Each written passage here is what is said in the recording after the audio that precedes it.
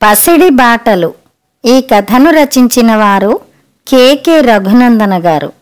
మందార కాపురానికొచ్చిన కొత్తలో ఏమీ తోచడం లేదంటే ఒక ప్రైవేట్ చిట్ ఫండ్ ఫైనాన్స్ కంపెనీలో చేరమన్నాడు పుండరీకాక్షం. అయితే అదే వ్యాపకంలో పడి భార్య వేళ పాళలేని రాకపోకలు చేయడంతో సహించలేకపోయాడు.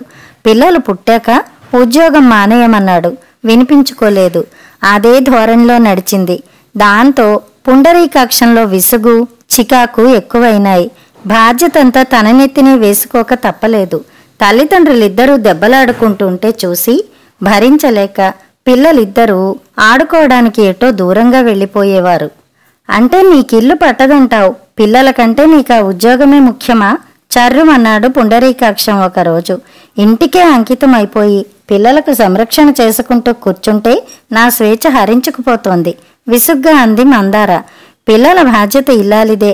నీ ఒడిలో చేర్చి లాలిపాటలు పాడకపోయినా కనీస ధర్మంగా కొంతసేపైనా వాళ్లతో గడపాలి కదా. ఎంతసేపు నీ వ్యాపకాలేనా? కటుగానే అన్నాడు. అవును, ప్రతి రంగంలోనూ మహిళలు దూసుకుపోతున్నారు. కేవలం ఇంటికే పరిమితమైపోతే ఎలాగండి? సూటిగా జవాబిచ్చింది. ఆ ఆలు మగల మధ్యన రోజూ జరిగే రగడకిది ఓ మచ్చుతునక.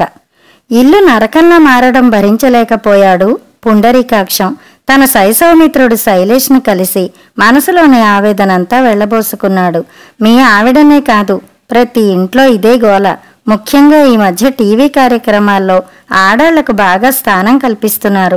వాళ్లే ఎక్కువగా పాల్గొంటున్నారు. అది వేలం వెర్రిగా మారింది. వాళ్ల స్వేచ్ఛకు భంగం కలిగించినట్లు ప్రవర్తిస్తే ఇద్దరి మధ్య అదే రాసవాసకు దారి తీస్తోంది. మీ ఇద్దరి మధ్యన పిల్లలు నలిగిపోతే దేనిలోనూ వాళ్ళు రాణించలేరు. అందువల్ల మీ పిల్లల్ని విశాఖలో మంచి కార్పొరేట్ స్కూల్లో చేర్పించు. వారానికోసారి వెళ్ళి చూసి వస్తూ ఉండు అని సలహా ఇచ్చాడు. బాగా ఆలోచించాక అదే మంచిదనిపించింది పుండరీకాక్షానికి. వెంటనే స్వయంగా విశాఖపట్నం వెళ్ళి పేరున్న ఒక పాఠశాలను చూశాడు. ఒక్కొక్కరికి ఏడాదికి 60,000 ఫీజు. ఒక గదిలో 10 మందికి పడక, స్నానపానాలు దగ్గరుండి చూసేందుకు సూపర్వైజర్స్ ఉన్నారు. వారానికో రోజు తల్లిదండ్రుల సందర్శనకు అనుమతి.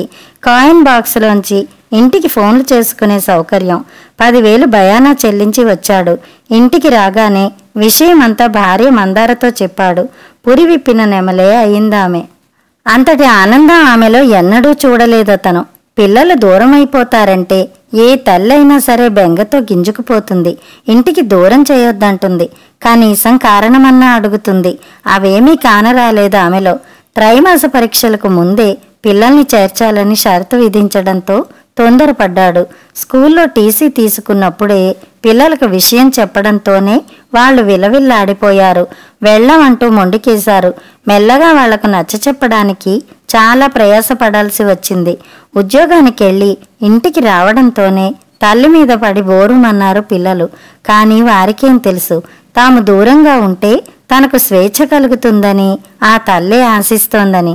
కంటి తుడుపుగా ఏదో 2 మాటలు చెప్పి వాళ్లను విశాఖపట్నం పంపించడానికి సన్నాహాలు చేసింది. పిల్లలు బిక్కమొహాలేసుకుని ఇక చేసేది లేక ఊకొట్టారు. ఒకరోజు మంచి ముహూర్తం చూసి పిల్లల్ని తీసుకెళ్లి విశాఖలో చేర్చాడు.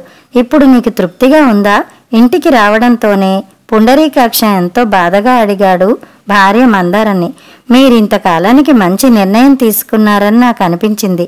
ఎందుకంటే మన ఇద్దరికీ వాళ్ళని చూసే తీరుబాటు లేనప్పుడు ఇలా చేయడమే మంచిది అంది హాయిగా నిట్టూరుస్తూ మందార. ఇకనే నువ్విక ఊరేగవచ్చు కదూ? వ్యంగ్య బాణం వదిలాడు. మూతి వంకరగా తిప్పి కోపంగా వెళ్ళిపోయింది మందార. పుండరీకాక్షానికి మాత్రం పిల్లల అల్లరితో ఎప్పుడూ సందడిగా ఉండే ఇంట్లో వెలితి కొట్టొచ్చినట్లు కనిపించింది. ఇప్పుడు ఆ అల్లరి సందడి లేకపోవడంతో జీవితమే చప్పగా ఉన్నట్లు అనిపించింది. అతనికి ఆ రాత్రంతా నిద్రలేదు. మందారకు ఆ ధ్యాసే లేనట్టుంది. కమ్మగా నిద్రపోయినట్టు కనిపించిందామె. మర్నాడు తమ్ముడు వసుదేవు నుండి ఫోను. ఏం లేదురా, నేను అర్జెంట్ ప్రాజెక్టు పని మీద ముంబై వెళ్ళాలి. 6 నెలల దాకా రాను. మరి అమ్మని నీ దగ్గర ఉంచితే నేను వచ్చాక తీసుకెడతా. అమ్మ కూడా నీ దగ్గరికే వస్తానంటోంది. మీకు ఆమె తోడుగా ఉంటుంది. మీ ఆవిడకు అమ్మతో కాలక్షేపంగా కూడా ఉంటుంది. నేను 2-3 రోజుల్లో పంపిస్తాను అని చెప్పాడు వసుదేవ్. ఇప్పటికీ తల్లి తన దగ్గరకొచ్చి 1 ఏడాది దాటిపోయింది. తల్లి తన ఇంటికి రావడానికి ఇది సరైన సమయమే కూడా. సాయంత్రం ఇంటికి తిరిగొచ్చిన మందారతో సంగతంతా చెప్పాడు. అదేంటండి, పిల్లలు వెళ్ళిపోయారు, నాకు తీరిగ్గా ఉంటుందనుకుంటే పానకంలో పుడకలాగా ఈవిడిని ఇప్పుడు తీసుకొస్తున్నారేమిటి అన్నది ఇబ్బందిగా ముఖం పెట్టి. కొడుగ్గా నాకు తప్పదు. మా అమ్మ పేచీల మనిషి కాదని నీకు తెలీదా? ఈ పరిస్థితుల్లో మనకు తోడుగా ఉంటుందామే అని చెప్పినా గాని భార్య మొహంలో ఏమాత్రం కాంతి కానరాకపోవడం గమనించాడు. ఇప్పుడు వృద్ధాశ్రమాలకు కొదవలేదు. మీ అమ్మగారిని అందులో చేరిస్తే మీ అన్నదమ్ములిద్దరికీ బరువు ఉండదు కదా అనేసరికి భార్యపై మండుకొచ్చింది పుండరీకాక్షానికి. వెధవ సలహాలు ఇవ్వద్దు, మా అమ్మను ఆదరించడం నా విధి అని కరాఖండిగా చెప్పేశాడు. మర్నాడు తల్లిని ఫలానా బస్సులో ఎక్కిస్తున్నానని రిసీవ్ చేసుకోమని పుండరీకాక్షానికి ఫోన్ చేశాడు తమ్ముడు వసుదేవ్. పుండరీకాక్షం, వసుదేవ్, భార్గవమ్మ కొడుకులు. బిడ్డలిద్దరికీ ఊహ వచ్చేసరికి భర్త దేవకీరావు ఆకస్మికంగా కాలం చేశాడు. అప్పటి నుంచి ఆమె తానే అన్నీ అయి బిడ్డల్ని లోటన్నది తెలియకుండా పెంచుకొచ్చింది. రెక్కలు ముక్కలు చేసుకుని చదివించింది. పెళ్లిళ్ళు ఘనంగానే జరుపుకొచ్చింది. అందుకే వాళ్లకు తల్లంటే భయం, భక్తి రెండూ ఉన్నాయి. వసుదేవ్కి సంతానం లేకపోవడంతో తల్లిని తనకు తోడుగా కాలక్షేపంగా కూడా ఎక్కువ రోజులు తన దగ్గరే ఉంచుకోవడానికి ఇష్టపడతాడు. ఇప్పుడంటే తప్పక అన్నయ్య దగ్గరకు పంపాల్సి వచ్చింది.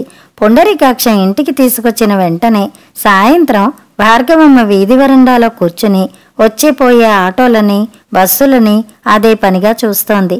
ఏం బామ్మగారు, తోచడం లేదా? వీధిలో చతికిలపడ్డారు. పక్కింటి యేసోబామెను పలకరిస్తుంటే నా మనవల స్కూల్ నుంచి ఎప్పుడు దిగబడి నా మీద వాలిపోతారా అని చూస్తున్నాన్రా అబ్బి అని జవాబివ్వగానే, అదేంటి బామ్మగారు, మీ మనవలు వైజాగ్లో కదా చదువుతున్నారు, మీకు తెలీదా అని విచిత్రంగా అడిగాడు. ఆ మాట వింటూనే ఒక్కసారిగా ఆమె గగుర్పాటు కలిగింది. ఆమె మనసు తీవ్రంగా కలతపడింది. అడుగుదామంటే కొడుకు కోడలు ఇద్దరూ ఇంకా ఇల్లు చేరలేదు. లోపలికెళ్ళి మనవలు జుమని, శైలబాల ముద్దులోలికే ఫోటోలు చూస్తూ కన్నీరు పెట్టుకుంది. సరిగ్గా అదే సమయంలో వచ్చిన కోడలు మందారపై కస్సుమంది అత్తగారు. పిల్లల్లేని ఇల్లు పిశాచాల కొంపని నీకు తెలీదా?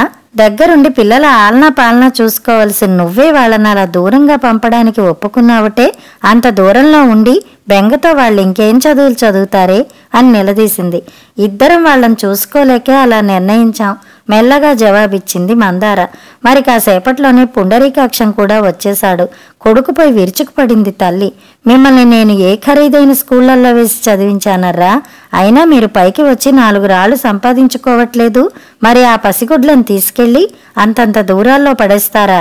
నేనసలు ఇక్కడికి వచ్చింది ఆ పసికూనల కోసమేనర్రా. ఏడుపు గొంతుతో ముక్కు చీదింది భార్గవమ్మ. పోనీలేమ్మా, అయిందేదో అయింది. నేను వారానికోసారి వెళ్ళి చూసి వస్తున్నాగా. వాళ్ళు బాగుపడితే అంతే చాలు. క్షమించమన్నట్లుగా తల్లివైపు చూశాడు పుండరీకాక్షం. ఇంకా నా మనవలు ఇక్కడున్నారని గంపెడాస్తో వచ్చాను. వాళ్లను చూసి ఎంతకాలమైందో కదరా. ఆమె గొంతులో మనవల పట్ల ప్రేమాభిమానాలు జ్యోకతమవుతున్నాయి. తను వెళ్ళి పిల్లల్ని ఇంటికి తీసుకొస్తానని చెప్పి తల్లిని ఓదార్చాడు పుండరీకాక్షం.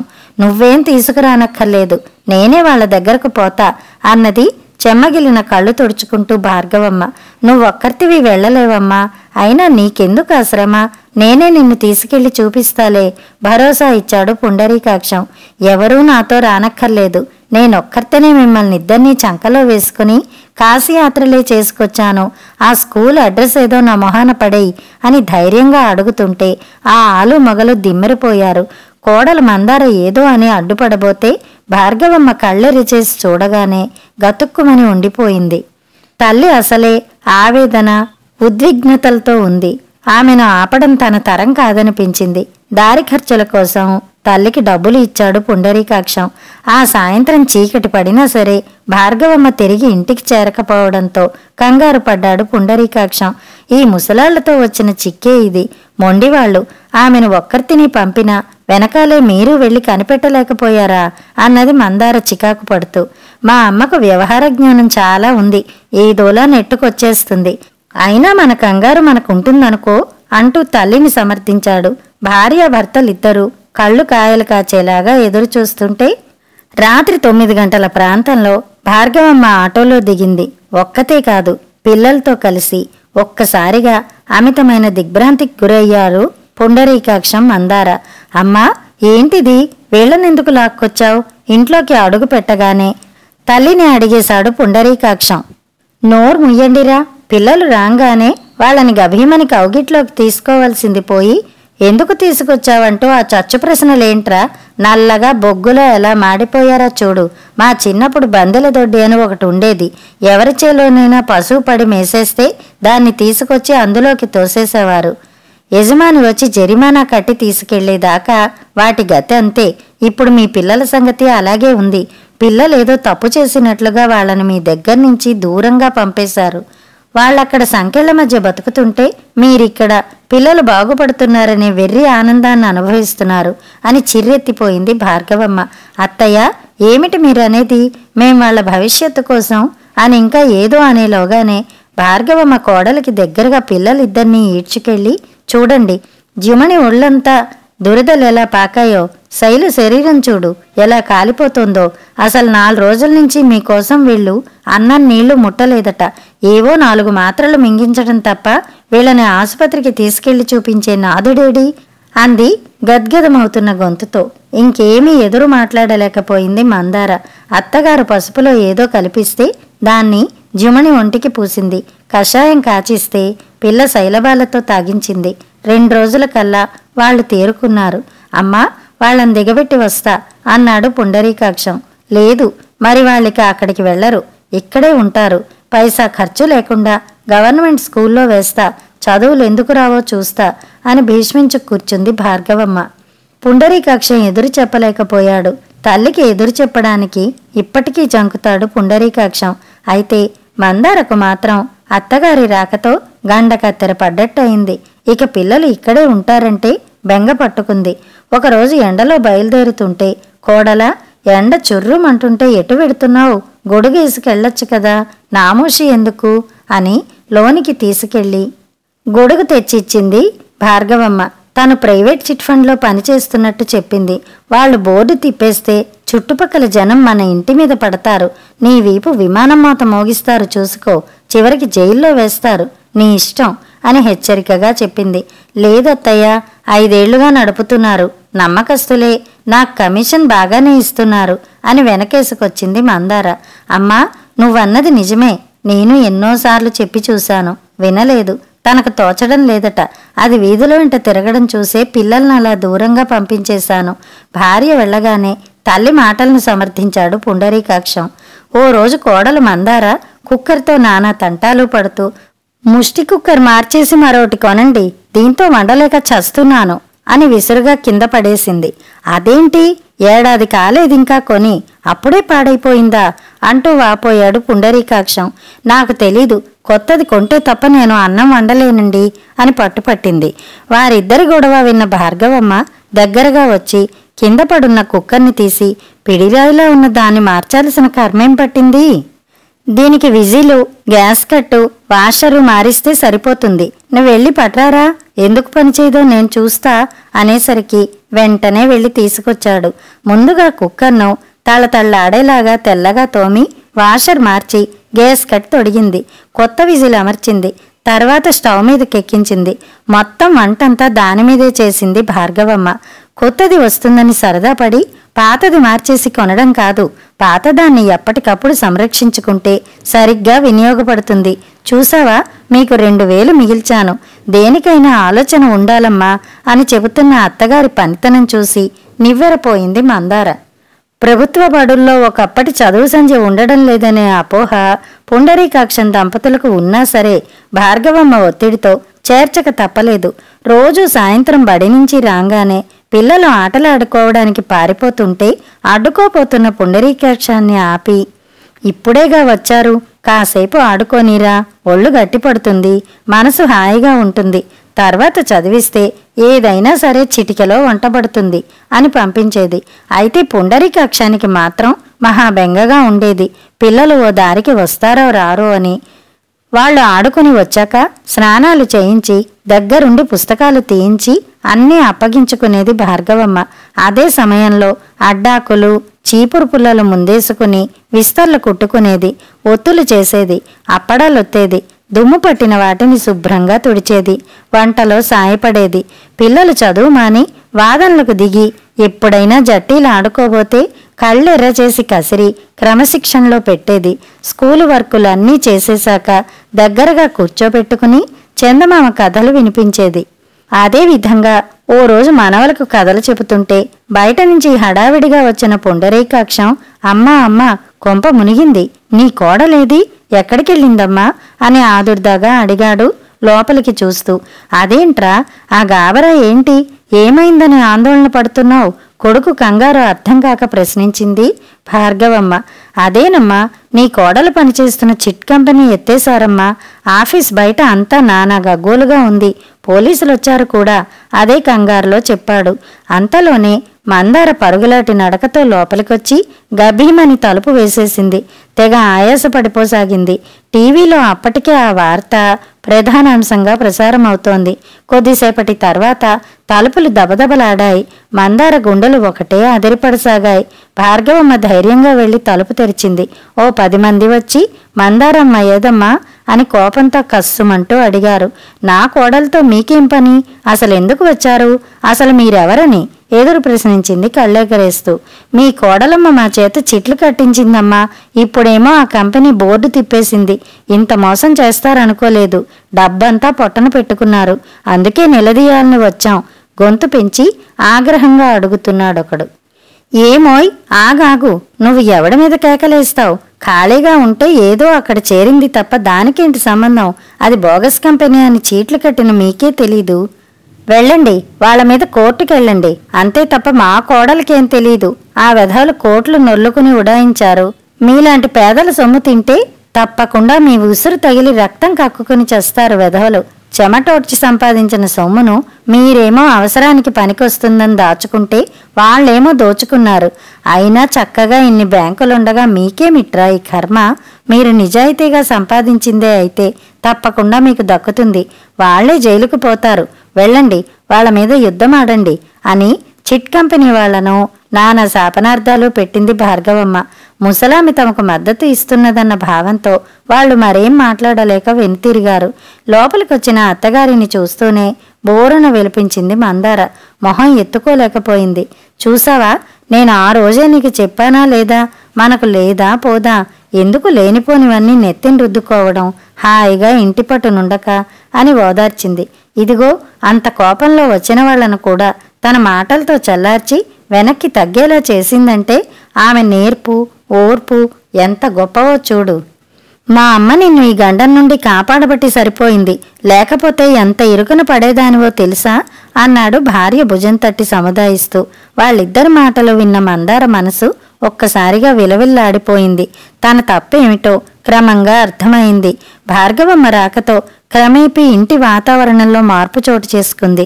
చదువుకు చదువు, ఆటలకు ఆటలు రెండూ ఉండేలాగా పిల్లల్ని తీర్చిదిద్దింది. ఒక్కోసారి వాళ్ళు తగువులాడుకోబోతే ఒక్క కసిరి కూర్చోపెట్టేది. మందార కూడా వీధిలోకెళ్లడం తగ్గించేసింది. ఒక రోజున భార్గవమ్మ వీధిలోకెళ్లి అట్టించి రిక్షాలోంచి ఓ కుట్టు మిషన్తో దిగింది.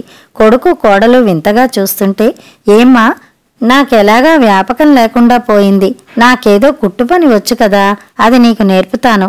ఈ రోజుల్లో కుట్టుకూలి బాగానే గిట్టుబాటు అవుతుంది. ఏ ఫాల్స్ కుట్టుకున్నా సరే కూర ఖర్చులకైనా ఒడ్డెక్కుతాయి అని చెప్పి మర్నాటి నుంచి మందారకు పని మప్పసాగింది. సరిగ్గా 3 నెలల కాలంలోనే చక్కగా మిషన్ కుట్టడం అబ్బింది మందారకి. వీధిలో వాళ్ళంతా బట్టలు కుట్టడానికి మందారకే ఇవ్వసాగారు. ఒకప్పుడు తన పట్ల బిరుసుగా ప్రవర్తించే భార్య ఇప్పుడు సున్నితంగా మారడం చూసి పుండరీకాక్షానికి ఆశ్చర్యం అనిపించింది. అత్తగారిని ఒకప్పుడు వృద్ధాశ్రమంలో చేర్చేస్తే చాలని ఎదురు చూసిన ఆమె ఇప్పుడింత ప్రేమ ప్రకటించడం కూడా వింతగానే అనిపించింది. ఒక రోజున పుండరీకాక్షం అమితమైన ఆనందంతో వీధిలోంచి వచ్చాడు. ఒక కలర్ బ్రోచర్ తల్లి చేతిలో ఉంచాడు. ఏమిటన్నట్టు చూసింది భార్గవమ్మ. ఏం లేదమ్మా, పట్నంలో అద్దెలు పొయ్యలేక చస్తున్నాం. సొంతింటి అవసరం ఎంతైనా ఉంది. 2 పడగ్గదుల ఇల్లు 25 లక్షలవుతుంది. ముందు అడ్వాన్స్గా 3 లక్షలు చెల్లించాలట. ఎంత బాగుందో చూసావా అని పొంగిపోతూ చెప్పాడు. అగ్గిపెట్టెలాంటి ఇంటిని కొనుక్కోవడానికి 25 లక్షలు తగలయ్యబోతున్నావన్నమాట. కర్ర విరిచి పొయ్యిలో పెట్టినట్టుగా అడిగింది భార్గవమ్మ. అపార్ట్మెంట్ల ధరలు ఎంత పెరిగిపోయాయో నీకు తెలీదమ్మా అన్నాడు తిరిగి ఉత్సుకతగా. అవును, నీలా మోజుపడే వాళ్ళని చూసి వాళ్ళు ధరలు పెంచేస్తున్నారు. ముందు లక్షల రూపాయలు చెల్లించాలి. పైగా నెలవారీ 15,000 కట్టుకోక తప్పదు. అది జీతాల్లో కోత. ఇల్లేమో ఏ 2 ఏళ్లకో అప్పగిస్తారు. అది కూడా నగరానికి 15 మైళ్ళ అవతల.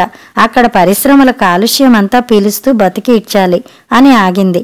అమ్మా, మా ఆఫీసులో అందరూ అప్పుడే అడ్వాన్స్గా అని పుండరీకాక్షం ఏదో అనబోతుంటే మరలా భార్గవమ్మ ఒకరిని చూసి మనమెందుకురా వెంపర్లాడ్డం, పేరుకు పట్నంలో ఉన్నామన్న మాటే తప్ప ఏమిటి సుఖం? ఇక్కడ ఎవరికి వారే యమునా తీరే. ఇక మన గ్రామంలో మనకు ఇల్లుంది. దాన్ని మళ్ళా సౌకర్యంగా కట్టుకుంటే చాలు. విశాలమైన జాగాలో మొక్కలు కూడా పెంచుకోవచ్చు. ఇక్కడ ఇరుకు స్థలాల్లో పెట్టే నిబంధనలేవీ అక్కడ ఉండవు. ఎటువంటి ధూళి దుమ్ము లేకుండా చల్లని గాలి పీలుస్తూ బతకొచ్చు. ఇక్కడ తగలెట్టే డబ్బుతో ఒక ఇల్లు కట్టుకుని కారు ఒకటి కొనుక్కుంటే మీ కుటుంబాలతో హాయిగా పట్నం పోవచ్చు అని భేషైన సలహా ఇచ్చింది భార్గవమ్మ. ఆ హితబోధ పుండరీకాక్షాన్ని బాగా ఆలోచింపచేసింది. భార్యాభర్తలిద్దరూ ఒక చోట కూర్చుని తర్జన భర్జన పడ్డారు. మెదడుకు పదును పెట్టారు. ముసలామ అయినా సరే మంచి సలహానే ఇచ్చింది. మన పెట్టుబడి లక్షల్లో, పైపెచ్చు బ్యాంకు వడ్డీ, అపార్ట్మెంట్లో స్వేచ్ఛ కరువు, కాలుష్యం. అదే సొమ్ములో సగం పెడితే అంతే దూరం ఉన్న పల్లెటూరులో ఒక ఇల్లు కారు కూడా సమకూర్చుకోవచ్చు. రిటైర్ అయ్యేదాకా ఇక్కడ గడిపేసి పల్లెకి వెళ్ళిపోవచ్చు అన్నాడు పుండరీకాక్షం. భర్త ఆలోచనల వైపే మొగ్గు చూపింది మందార. అత్తగారి మాటల్లోని వాస్తవాన్ని అర్థం చేసుకుంది. నిజానికి ఆ ఆలోచన తమకంటే ముసలామికి తట్టడంలోనే ఆమె గొప్పతనం ఉంది. అందుకే పెద్దల మాట చద్దిమూట అన్నారు. ఈ తరం వాళ్ళంతా తమ మధ్యన ముసలాళ్ళు ఉండడం అడ్డంకిగా భావిస్తారు. కానీ అసలు ప్రతి ఇంట్లో పెద్దలుండాలి. ఎందుకంటే ఏ చిన్న చితక విషయాలకైనా భార్యాభర్తల నడుమ తగాదాలు ఏర్పడ్డా ఎవరో ఒకరిని తగ్గించి సయోధ్య చేయడానికైనా, పిల్లలను క్రమశిక్షణలో పెట్టడానికైనా, సమస్యలు ఎదురైనప్పుడు మంచి సలహాలిచ్చి పరిష్కారం చూపడానికైనా, ఒక దుఃఖస్థితి ఎదురైతే ఓదార్చి కన్నీరు తుడిచేందుకైనా, తప్పుదారి పడితే సరిదిద్దడానికైనా సరే తప్పనిసరిగా ఇంట్లో పెద్దలుండాల్సిందే. అప్పుడే పెద్దల పట్ల భయం, భక్తి, గౌరవ మర్యాదలు ఏర్పడతాయి. అవును, పెద్దలంటే అనుభవాల మేలి కలయిక, మంచికి దారితీసే ఆలోచనల పసిడి బాటలు. ఉదాహరణగా ఆ కుటుంబాన్ని తీసుకుంటే భార్గవమ్మ వచ్చాకే ఆ ఇల్లు ఒక గాడిన పడింది. దూరమైన పిల్లలు దగ్గరై క్రమశిక్షణకు అలవాటు పడ్డారు. కోడలు మందార తన పద్ధతి మార్చుకుని ఇంటి పట్టు నుండడం మొదలెట్టింది. పట్నంలో ఇరుకు ఇంటి కోసం లక్షలు దండగ చేయడం మానుకుని స్వగ్రామంలో ఇంటిని స్వర్గధామంలా చేసుకోవాలని భావించారు పుండరీకాక్షం దంపతులు. ఆ విషయాన్నే తల్లితో ఆనందంగా చెప్పడానికి ముందడుగేశాడు పుండరీకాక్షం. కథ సమాప్తం.